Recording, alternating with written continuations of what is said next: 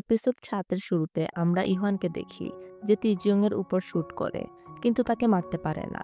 তারপর আমরা দেখি রাতে তিজিয়ং পানির নিচ থেকে বেরিয়ে আসে এবং সেখানে কিছু লোকদের দেখতে পায়। তারপর সে দেখতে পায় কিছু কাপড় ঝোলানো অবস্থায় ছিল। সে সেই কাপড়গুলো পরে এবং সেখান থেকে দ্রুত পালিয়ে যায়। তখন বাইরে বৃষ্টিও শুরু হয়ে যায়। সে ইয়ংসিকের ইলেকট্রনিক্সের দোকানে আসে এবং দরজায় নক করে। ইয়ংশিক দরজা খুলেই তিজিয়ংকে দেখতে পায় আর জিজ্ঞাসা করে, তুমি কেমন আছো, তুমি কি ঠিক আছো? কিন্তু তিজিয়ং বলে, আমাকে সাহায্য করো। তারপর সে অজ্ঞান হয়ে যায়। পরের সিনে আমরা দেখি ইয়ংশিক তাকে ভিতরে নিয়ে আসে এবং তার চিকিৎসা করা শুরু করে।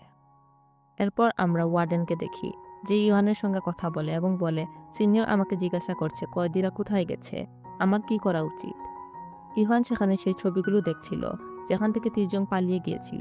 ওর মোটরবাইকও সেখানে ছিল, ওর কাপড়গুলোও সেখানে পড়েছিল। ইভান বলে, তাদের বলে দিয়ে একটি ছোটখাটো অ্যাক্সিডেন্ট হয়েছিল এবং সবাই মারা গেছে।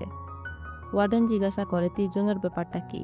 ইভান এসে বলে, বিশ্বাস হচ্ছে না, সে আমার পুরো গেমটা নষ্ট করে দিল, এখান থেকে পালিয়ে গেল। ওয়ার্ডেন বলে, আমাদের কি মিডিয়াকে জানানো উচিত? ইভান রেগে যায় এবং বলে, তুমি কি বলছো, তুমি কি আমাকে বিশ্বাস করো না? আমি সব ঠিক করে দেব। তিজংয়ের পরের প্ল্যান কি হতে পারে?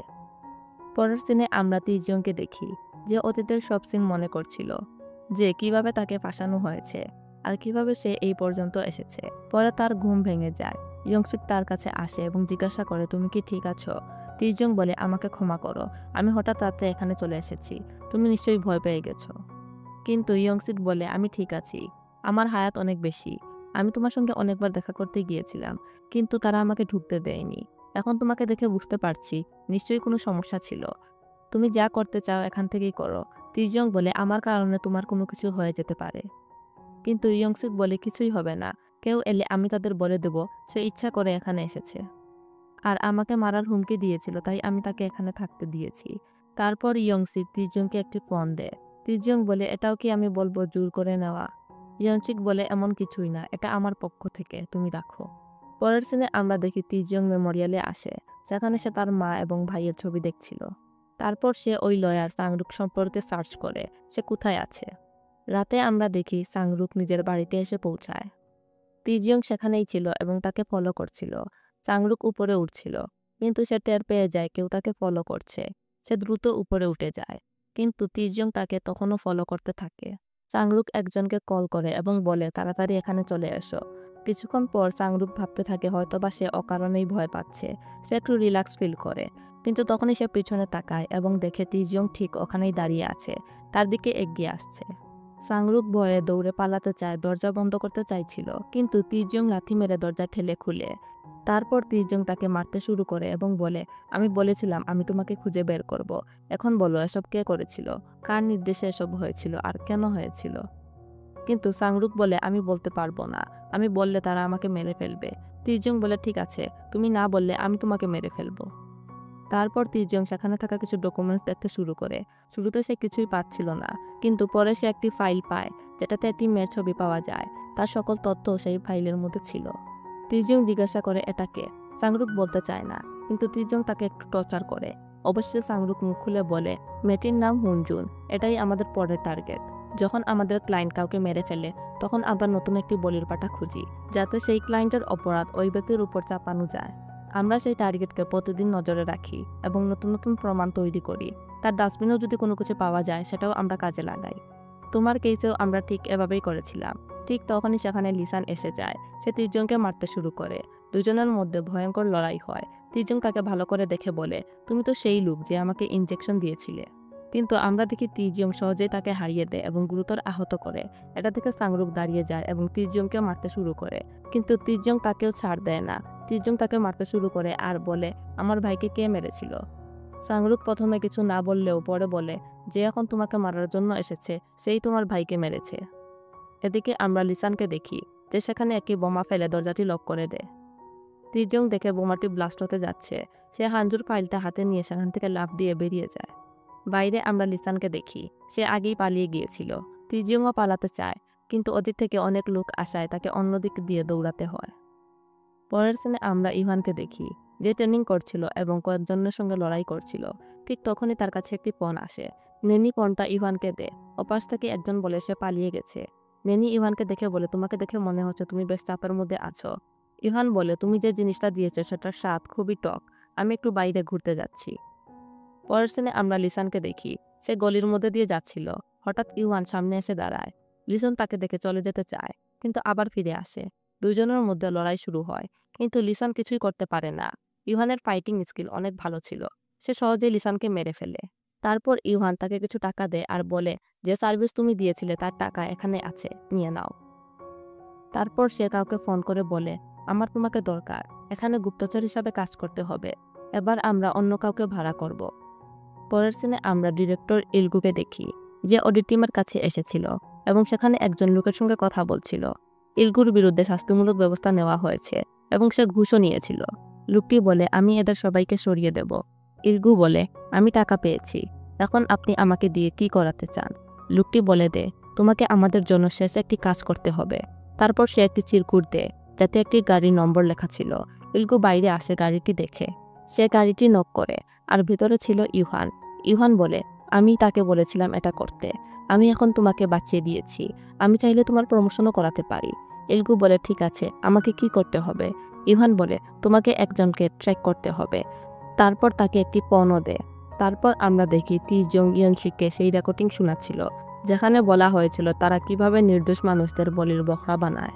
তিজং বলে, আমাকে কিছু করতেই হবে, আমাকে জানতেই হবে হুজন ঠিক আছে কিনা। ইয়ংশিক তাকে দেখে এবং বলে, তুমি কি ঠিক আছো? সে তাকে পরীক্ষা করে দেখে বলে, তোমার জন্য আমার খারাপ লাগছে, তোমার সাথে এমন হওয়া উচিত ছিল না, তোমার যেটা প্রয়োজন আমাকে বলবে, আমি এনে দেব। এরপরে আমরা জেলে চুলওয়ানকে দেখি, সে তার সিনিয়রদের সঙ্গে কথা বলে এবং জিজ্ঞাসা করছিল কয়েদিরা কোথায় গেল, তিনজন কোথায় আছে। কিন্তু সিনিয়র বলে, আমি জানি না, আমি শুধু অর্ডার ফলো করেছি, ওদের অবস্থা ভালো ছিল না, তাই ওদেরকে সরিয়ে দেওয়া হয়েছে। এরপর চুলওয়ানের কাছে ফোন আসে, তাকে ওয়ার্ডেন ডাকছিল। তারপর সে ওয়ার্ডেনের কাছে যায় এবং সেখানে দেখে ইলগুও ছিল। চুলওয়ান ওয়ার্ডেনকে জিজ্ঞাসা করে, সিনিয়ররা কিছুই বলছে না, কয়েদিরা কোথায় গেছে? ওয়ার্ডেন বলে, আমি তাদের অর্ডার দিয়েছিলাম, তাই তাদেরকে সরিয়ে দেওয়া হয়েছে। আর এই ডিটেকটিভ উলগু তিজংকে খুঁজছে, একে নিয়ে যাও সেই জায়গায় যেখানে তিজং থাকতো। এরপর সে ইলগুকে সেই সেলে নিয়ে আসে। ইলগু চারপাশ দেখে বলে, তুমি কি তিজংকে চিনতে? চুলওয়ান মাথা নাড়ে এবং হ্যাঁ বলে। চুলওয়ান বলে, আপনি এখানে কিছুই পাবেন না, আমি আপনাকে ভিজিটিং লিস্ট এনে দেব। ইলগু কিছু ডকুমেন্টস দেখে এবং জিজ্ঞাসা করে, এটা কি, এতে তিজংয়ের সিন 99 কেন লেখা? চুলওয়ান বলে, আমি জানি না, তার সাথে যখন দেখা হবে তখন জিজ্ঞাসা করে নিও। তারপর সে চলে যায়। পরের সিনে আমরা হুনজুকে দেখি, সে তার সেলুনে কাজ করছিল, তার সঙ্গে তার ছোট্ট মেয়েও ছিল, যার হাঁপানির প্রবলেম ছিল। ইভান তাকে গোপনে পর্যবেক্ষণ করছিল, সে কোথায় যায়, কার সাথে যায়, সবকিছু সে খেয়াল রাখছিল। সে বলে, কি দুঃখজনক, মেয়েটা অসুস্থ। এদিকে তিজংকে দেখা যায়, সে টুপি পরে হিঞ্জুর দোকানের সামনে দিয়ে যাচ্ছিল। রাতে সে ইয়ন্ট্রিকের সঙ্গে কথা বলে এবং জানায় হুজুনের আশেপাশে অনেক লোক আছে, তারা তাকে ট্র্যাক করছে, তার দিকে নজর রাখছে। ইয়ন্ট্রিক বলে, তাহলে আমরা কিভাবে জানবো তারা কারা? তিজং বলে, আমাদের তাদের কাজের ধরন ব্যবহার করতে হবে। এরপর সে কিছু ক্যামেরা সেট আপ করে। ইয়নচিক এটা দেখে বলে, তুমি তো দারুণ কাজ জানো, তোমার তো একটা দোকান খুলে ফেলা উচিত। তারপর আমরা দেখি সে একটি জিনিস তুলে কিছু টাকা বের করে, তা তিজংকে দিতে চায়, কিন্তু তিজং বলে, আমি নিতে পারবো না। ইয়নচিক বলে, আমি তোমার জন্যই জমিয়ে রেখেছি, নাও। সে জোর করে টাকাগুলো দিয়ে দেয়। তারপর তিজং জিজ্ঞাসা করে, আপনি টাকাগুলো এখানে কেন লুকিয়ে রেখেছিলেন? ইয়নচিক বলে, এমনি, যদি কেউ আমাকে লুট করে। পরের সিনে আমরা দেখি রাতে তিজং ক্যামেরা ফিট করছে। সকালেও সে হুজনের দোকানের সামনে আসে এবং সেখানেও ক্যামেরা লাগায়। পরে সে তার দোকানে বসে ক্যামেরায় সব লাইভ দেখছিল। ঠিক তখনই সে দেখে কেউ এসেছে। এটা উইনবি ছিল, যে টাকা চুরি করছিল। এরপর সে চলে যেতে লাগলে তিজং তাকে আটকায় এবং বলে, টাকা রেখে দাও। ইনবি জিজ্ঞাসা করে, তুমি কে? তিজং বলে, আমি যেই হই, তোমাকে টাকা ফেরত দিতেই হবে। কিন্তু ইনবি তাকে পাত্তা না দিয়ে চলে যেতে থাকে। তিজং তাকে ধরে ফেলে এবং নিচে ফেলে দেয়। ঠিক তখন ইয়নশিক এসে তাদের দুজনকে দেখে। তিজং বলে, এই চোর আপনার দোকানে ঢুকে পড়েছিল। ইয়নশিক তার মেয়ের নাম উচ্চারণ করে। পরের দৃশ্যে সে দুজনকে পরিচয় করিয়ে দেয় এবং বলে, এ আমার মেয়ে। কিন্তু ইনবি বলে, আমাকে তোমার মেয়ে বলো না। এরপর সে পিছনে রাখা একটি ছবি দেখে, যেটা তিজং আর ইয়নশিকের ছিল। সে তার বাবাকে বলে, এখন তো আপনি খুশি, আপনার পরিবার পেয়ে গেছেন। তারপর ইনবি তিজংকে বলে, আমার সঙ্গে বাইরে আসো। সে তাকে একটি গলিতে নিয়ে যায়। তিজং বলে, আগে যা করেছি তার জন্য মাফ করে দিও, আমি জানতাম না যে তুমি ইয়নশিকের মেয়ে, সে তো শুধু আমাকে সাহায্য করার চেষ্টা করছে। ইয়নবি বলে, ওসব ভুলে যাও, তুমি ওখানে থাকতে পারো, আমার কোনো সমস্যা নেই, কিন্তু তোমাকে টাকা দিতে হবে। তিজং টাকা বের করে, কিন্তু ইনবি সব টাকা নিয়ে নেয় এবং বলে আমি এগুলো ডিপোজিট হিসাবে রাখছি, পরের সপ্তাহে আরও দিতে হবে। তারপর তিজং ফিরে যাচ্ছিল, ইনবি তাকে থামায়, তার মুখে ঘুষি মারে, তারপর কিছু টাকা ছুড়ে দিয়ে বলে নিজের চিকিৎসা করে নিও। যখনই তিজং ভিতরে আসে, ইয়নশিক জিজ্ঞাসা করে কি হয়েছে, ও কি তোমাকে মেরেছে? তিজং অস্বীকার করে বলে সে আমাকে কেন মারবে। ইয়ংশিক আবার জিজ্ঞাসা করে ও কি টাকা চাইছিল? সে মাথা নেড়ে হ্যাঁ বলে। ইয়ংশিক জিজ্ঞাসা করে কত? এরপর বলে আমার মেয়ে খুবই ভালো। তিজং বলে হ্যাঁ আমি জানি তার মন ভালো। এদিকে আমরা ইলগুকে দেখি, যে সাংরুকের মৃতদেহ দেখছে। সে চুলওয়ানকে বলে এটা তিজংয়ের কাজ। চুলওয়ান জিজ্ঞাসা করে তুমি এত নিশ্চিত কিভাবে? এরপর ইলগু একটি ফুটেজ দেখায় যেটাতে তিজং ছিল। তারপর ইলগু বলে সাংরুক প্রায়ই তিজংয়ের সঙ্গে জেলে দেখা করার জন্য আসতো। তারপর ইলগু বলে আমি শুনেছি ইয়নশিকের সঙ্গে তিজংয়ের ভালো সম্পর্ক। ইয়নশিক তো অনেক আগেই রিলিজ হয়ে গিয়েছিল, চলো তার কাছে যাই। অন্যদিকে আমরা দেখি তিজং ক্যামেরাগুলোতে ফুটেজ দেখছিল। ইয়নশিক জিজ্ঞাসা করে তুমি কি জানতে পেরেছো কারা ওকে ফলো করছে? তিজং বলে হ্যাঁ জেনে গেছি। তারপর সে এক বাইকালার ফুটেজ দেখায় এবং বলে এই লোকটা প্রতি মুহূর্তে হুজুনকে ফলো করছে। কিন্তু একটা জিনিস আমি বুঝতে পারছি না, এরা ভিকটিমদের ফোন সবসময় এভাবেই করে, মানে ভিকটিমদের ফোন অন্যদের হাতে দিয়ে দেয়। তাই দেরি হওয়ার আগেই আমাকে কিছু করতে হবে, হিজুনের সঙ্গে দেখা করতেই হবে। পরের সিনে তিজং একটি মোটর বাইককে দেখে।